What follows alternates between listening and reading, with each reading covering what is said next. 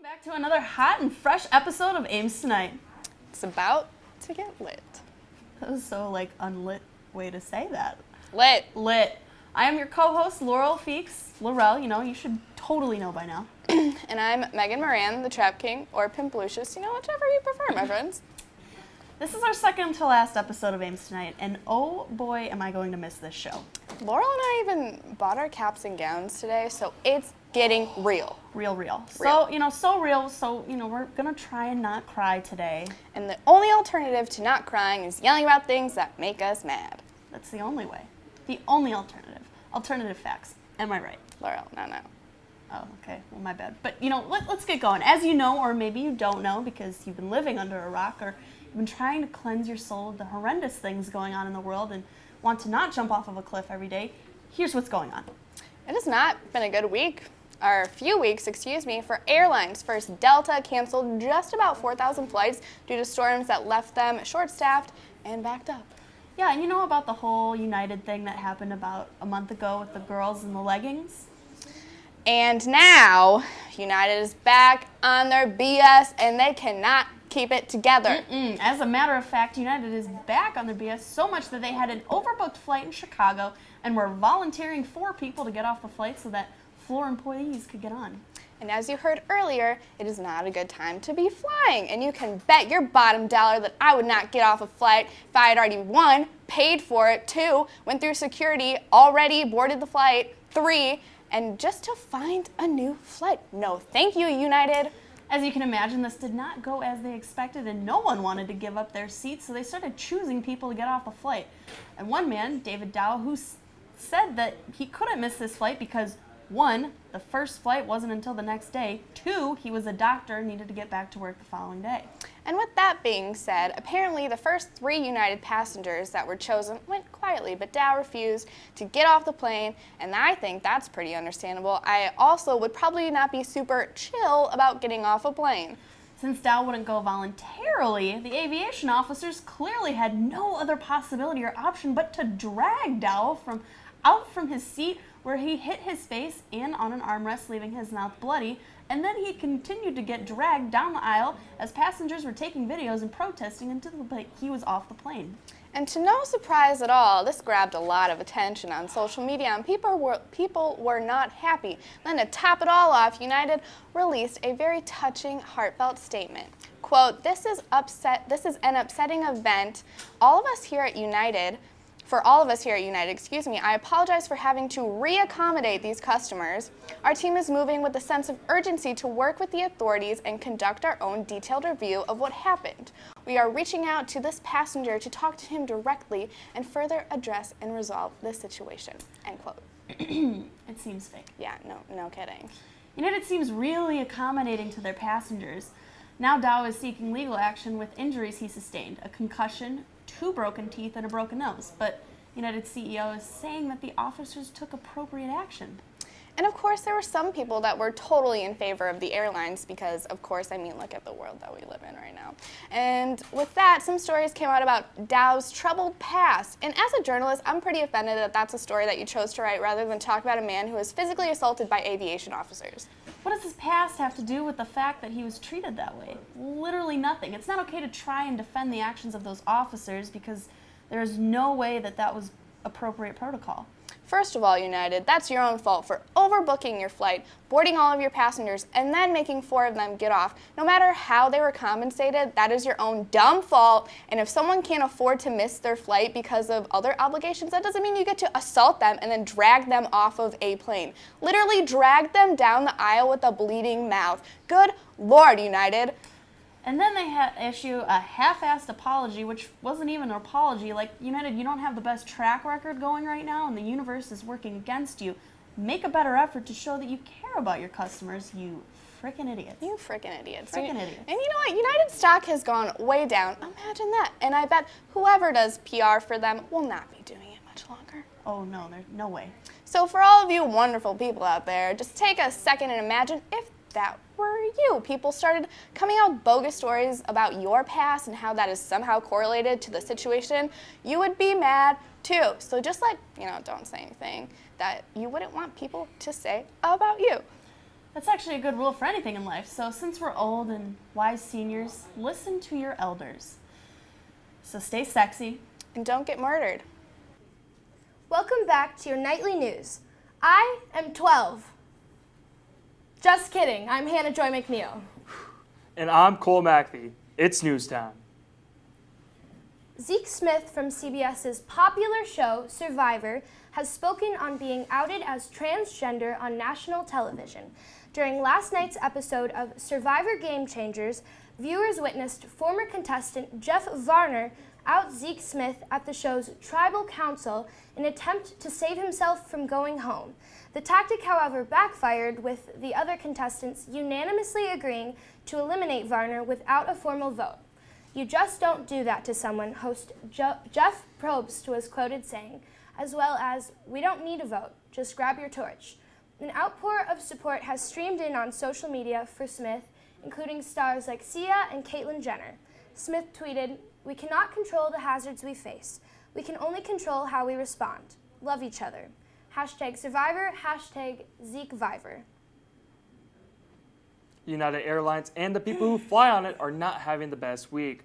Boarding a flight from Chicago to Louisville, David Deo and 3 other passengers were asked to be removed from the flight due to overbooking. David Deo, a doctor in Louisville, having patients to see, refusing to get off the flight, was brutally forced off the flight, with the security giving the doctor a severe concussion and a broken nose. Many gruesome videos have been digging a major hole for United, and the company is also grabbing the shovel itself. And the company's CEO, Oscar Munoz, put out on Twitter stating, "This is an upsetting event to all of us here at United. I apologize for having to re-accommodate these customers." That's coming from a CEO who took home the Communicator of the Year award from PR Week US last month. Overbooking isn't that rare on airlines. Last year alone, there were 46,000 people booted off their flights due to overbooking. But does that still make it the right thing to do? I mean, overbooking is something that only airliners do. When you register for classes and show up to the first day, the professor doesn't come in and kick out 4 people because 4 other people want to join. All I'm saying is that maybe we should all reevaluate this whole overbooking procedure before the TSA gets all WWE SmackDown on their paying customers. Friends fans are freaking out over the most recent news about the show. It has just been announced that the hit 90s TV series will be turned into an off-Broadway show this fall. And it's not just this announcement that has people in a frenzy. The reported song list is what really has most of us basking in nostalgia, with songs like "The Only Coffee Shop in New York City," "How You Doin'," "We Were on a Break," and "Could I Be Any More in Love with Monica." And while a lot of fans are super excited about the musical rendition of the classical show, some people are questioning its credibility. What will it be like without the original cast? And why hasn't a Smelly Cat song been announced yet? So, will this remake of a hit show be a hit or a miss? We're not sure yet, but we sure are excited to find out. The people who make bombs are doing pretty well in business right now. After launching over 50 cruise missiles a week ago on a Syrian airfield, the U.S. might be taking spring cleaning to a whole new degree. The United States announced that they have dropped the most powerful non-nuclear weapon in East Afghanistan today. The U.S. military dropped the first bomb to weigh over 21,000 pounds on an ISIS complex containing a system of tunnels. The mother of all bombs is 30 feet long and had to be dropped out of the MC-130 aircraft, also known as a big-ass plane. President Trump having to deal with a lot of military action as he sent out what he is calling an armada to the Western Pacific off the shores of North Korea. North Korea, a country known for its hatred of the United States, Seth Rogen, and puppies, has been testing nuclear weapons for more than a year now. Many analysts are predicting that a North Korean missile reaching the United States could be possible in 1 to 3 years. With North Korea making many threats of a nuclear attack, many experts are predicting a low probability of an attack. I mean, come on. This is the country threatening to go to war with us over a movie of Kim Jong-un singing Firework to Katy Perry. If anything, that should be an honor. Dozens of people were stranded on a Six Flags roller coaster in Maryland this evening. A malfunction to the ride Joker's Jinx left 24 people stranded high above the theme park grounds. Sort of an ironic name for the situation.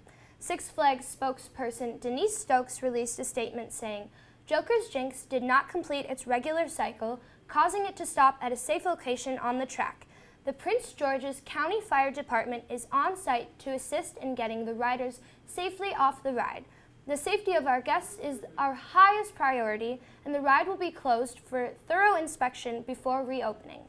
Thankfully, it has been confirmed that the riders were left upright, leaving no one in distress, as well as a plan that was developed removing children off of the ride first." The NBA season is finally coming to a close, which have many people saying the Warriors blew a 3-1 lead in the finals. While the same teams are still being favored to win it all this year, the MVP race is being torn apart. Russell Westbrook, the man who averages a triple-double a game, has taken the league by storm after being dumped by former teammate Kevin Durant, who left poor Russell joining a team that can actually make it to the finals before choking to LeBron James and his team of Monstars. Westbrook isn't the only contender for the MVP this year. James Harden, a player carrying a team on his back for more than 3 seasons now, is finally getting a shot to win a trophy because MVP is the only thing he's going to get with the Houston Rockets, an organization just a short 3-hour drive from coach Greg Popovich, 5-time championship-winning San Antonio Spurs. All this hype for the MVP race does not matter because at the end, we all know that the Warriors will blow another 3-1 lead, and LeBron and the city of Cleveland gain a little bit of hope before going back to their nightmare of a football team who are just as relevant as their name. Go Browns! It is no surprise that One Direction fans are freaking out over the release of Harry Styles' new single, Sign of the Times. Styles seemingly went rogue when 1D confirmed the split. He had been working on a new Christopher Nolan film and is set to perform on Saturday Night Live this weekend. He threw fans into an even bigger tizzy when he tweeted out his album release date along with the names of 10 new songs. Of course, our fearless leader, Laurel Megan, already has one of Styles' songs, Ever Since New York, penned as Taylor Swift's love letter. But I guess we'll find out on May 12th whether or not that is true. The Fate of the Furious making big waves at the box office this week. The 8th installment of the Fast and Furious movie reaching new heights of marketing Dodge Challengers. A big change to the movie has been Dwayne "The Rock" Johnson, the world's highest paying actor. The Rock actually starting to look like a rock, claiming he gained 22 pounds for the role. And that's not the freshman 15 weight gain we are talking about. The Rock's workout regimen starts at 4 in the morning, lifting around 3 hours twice a day. I can't even get on the treadmill for 20 minutes at 4 in the afternoon. The superstar not stopping there. He also has a meal plan of 6 meals a day, containing mostly of meat and eggs. You can definitely smell what The Rock is cooking. Only time will tell, but if The Rock keeps this up, he will be needing his own personal set of skid loaders to carry him from set to set. This has been your nightly news. Stay tuned for more with Jim, Malik, and a Game of Thrones preview. I hear we booked Drogon's cousin, George. Hiya, and welcome back to Ames Tonight. My name is Jim Heinrichs, and sometimes I like to sing. You know what else I like to do? Well, neither do I. Anyway, since summer is approaching soonish, I thought I would give you a list of songs that you can sing along to through your entire break. Without further ado, the moment you've all been waiting for, this is the somewhat official Ames Tonight Top 10 list of songs that you should listen to this summer or really any time you want to. Let's do this thing. Number 10, All I Do Is Win. This song by DJ Khaled has been motivating people for years now. The song tricks people into thinking that all they do is win, when really, they do not always, in fact, win. Records show that the majority of people who listen to this song on a regular basis are actually quite susceptible to losing. Wait, I listen to this song almost every day. Well, if you want to feel accomplished this summer without doing any work, this is the song for you. Number 9, Summer Nights. From the musical and movie Grease. This song tells the tale of two young lovebirds who spend a summer together only to go back to school and never see each other again. Except they do see each other again. That's some true romance right there. Honestly, I only put this on the list because it has the word summer in it, but hey, a little romance is healthy sometimes. Number 8, Rock Lobster. The B-52s are famous for their wacky music, and this is one of their wacky songs. The basic premise of this song, from what I've found, is that a guy goes under a dock and finds a rock. But it is not a rock.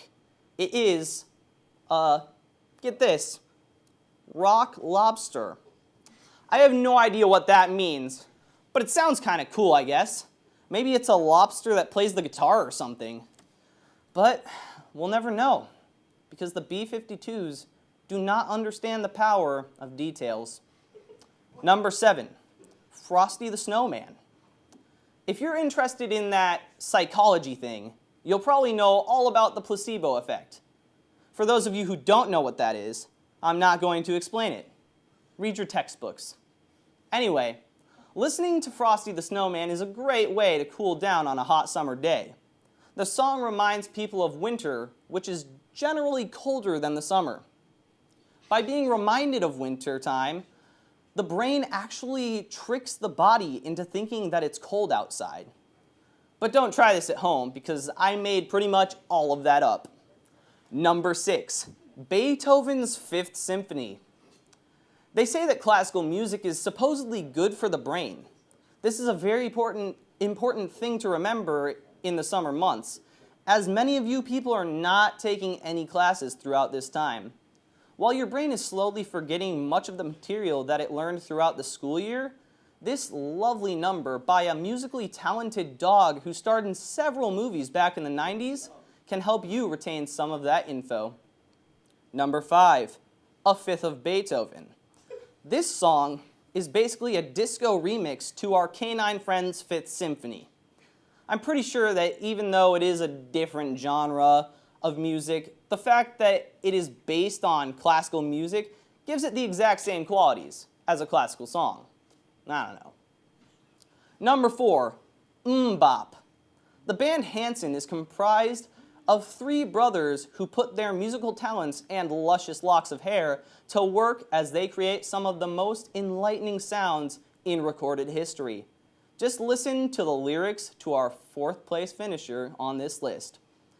Bop, ba-dooba-dop, ba-doo-bop, ba-dooba-dop, ba-doo-bop, ba-dooba-dop, ba-doo.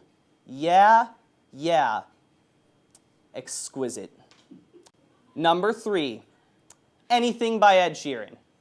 Ed Sheeran, aka Rupert Grint, aka Ron Weasley, has become quite popular for his angelic voice. His songs not only speak to the soul, but to the Gryffindor in all of us. If you find yourself on a date this summer, let the magic of Harry Potter's best friend's voice say everything that you want your partner to know. Number 10, Stitches. So this one is kind of a crazy story. Basically, last year I went on a trip to Florida with my high school band. One night we went to Universal Studios, and some friends and I spent the whole day going on tons of different rides. One ride that we really wanted to go on had been closed all day though, so at the end of the day we decided to go try and get on it. Along the way we stumbled upon a Shawn Mendes concert. He was singing his song, Stitches, and right then I thought, wow, this would go really well in a top 10 list of summer songs for Ames Tonight. And here we are. Number 2, Fabulous. High School Musical 2 was a musical film about high schoolers going on summer vacation. During this cinematic masterpiece, a character named Sharpay devotes an entire song to her belief that she is fabulous. This amount of sass mixed with the amount of pink seen in the part of the movie really makes viewers feel like they are indeed not as fabulous as Sharpay. Disney never disappoints. And now, the #1 song that you should listen to this summer, or really any other time at all, because it's a fantastic composition that deserves endless praise, is 1,000 Miles by Vanessa Carlton. It's a great song. It's great. Well, I hope and entirely don't expect that you have enjoyed this list. Thanks for sticking with me, and stay tuned for Malik Newson with the wrap-up. This is Ames Tonight. What's up? It's Malik again, Ames Tonight's Dr. Seuss. Always here with the rhymes and bring the news straight to you. Along with the comedy, man, I'm dropping bombs. More than Trump did on Afghan. Was that too close? I meant to mean no harm. Now don't be alarmed. Look, Westbrook got the MVP, turning over his competition so easily. Bogus of Durant to leave him doing all the work. Russell was probably like pulling a Kim Jong-un and said, I'm gonna be a firework. Speaking of explosions, The Rock's muscles, man. 22 pounds, he must have been on a Cardinal meal plan. But don't plan on Six Flags and going there anytime soon. I would make a Killing Joke line, but I'll probably wait till June. Now let me fall back like LeBron James' hairline. We should probably unite for Zeke, but not for United Airlines. We can all sing our songs for the summer, and that's thanks to Jim. And yeah, I'll probably go see the Friends musical with his slide whistle and him. Thank you guys for an amazing semester with the wrap-up. It's an honor to make these rap for you. See you later. Coming up, we'll be having something related to Game of Thrones. I don't know. Welcome back to our Game of Thrones preview. We have a special guest here. We got Drogon's cousin, George. Thank you, Maria, for bringing in your bearded dragon. Thanks. Look at him. Look at George. He's so happy. Look He's at him. just painting you know his what? nails. He's It's great. here. George. Aww. Look at that fresh paint job on his nails. So great. He's You so might have happy. seen him on Game of Thrones. He's straight you chilling. know? I love it. All right, well, we're going to go into a bit of a Season 6 recap. Megan or Daenerys, would you like to start? I would like you to call me Mother of Dragons. I'm sorry, Mother of Dragons. Why don't you start the Season 6 recap Why since you're on don't- your way to the Red Keep? Yes. And I made one stop here with my baby dragon. I have another one, in case you didn't realize. Okay. I got an extra dragon. So I now have 4 dragons. Wow. The more you know. All right, so what happened in Season 6? You know, Cersei just blew everything up. Blew everything up. And honestly, I don't think Marjorie's dead. No. No, there's no way. I no way. refuse to accept that because it doesn't make sense. No, she died way too quick in the most uncool way for one of the most cool characters on the show. There's no way she died. She knew what was happening, so like she's not dead. No way. There's no way. No way. There's no way. Oh, also, so Cersei's on the Iron Throne now. Mm-hmm. Jaime came back, and you know, Jaime's gonna kill Cersei. Oh, for sure. Their Their incestual relationship is over for It's sure. done. It's Jaime's done. gonna hit her with his gold hand, and it's gonna kill her. Wow. Writers, I hope you're watching. I really hope that he just like backhands her with the gold hand. That's Wow. literally all he has to do. Wow, fan theory. You heard it here first. You heard it here on Ames Tonight first. Hot take. Hot take from Cersei's gonna the get Mother of backhanded Dragons. with the gold hand. Or George, whichever. But George whispered it. in George my whispered ear. it? Oh, because he knows all the secrets. He's been on set. Exactly. For sure. Another More you thing we know. have to talk about, the trailer release. Whew. We did mention it before, but We you have can talked you about can it. never talk about Game of Thrones enough. No. So White Walkers. White Walkers. The freaking White Walkers, guys. So, like, are Cersei and the White Walkers gonna, like, team up? Like, No, what is that all no, about? no. Why did she puff out, like, some cold air? I don't think she's going to team up with the White Walkers. I think she's gonna die. One way or Die another. by the White Walkers, by Jaime? That yes. You know what? George is George is on his way. George. We'll just let George do his thing. He's good. George is He's just, good. you know what? He's got his nails painted and he needs to show He's them off. looking flawless, He- fabulous. You know what? That's what's going on now. it's good. All Is he right, good? George. You good, He's George? I think George is good. He's for ready. Him. You know what? He might just kill us, but I mean, I'm the only one that can control him. So he won't do that. He won't kill you. He He won't. might kill me. You, I don't know. I'm I don't know. in the line of fire. so. He's facing you. I'd watch it if I were you. I can say one word. Not kidding. The whole place will erupt. The whole place. Okay. Next topic is the R plus L plus J theory.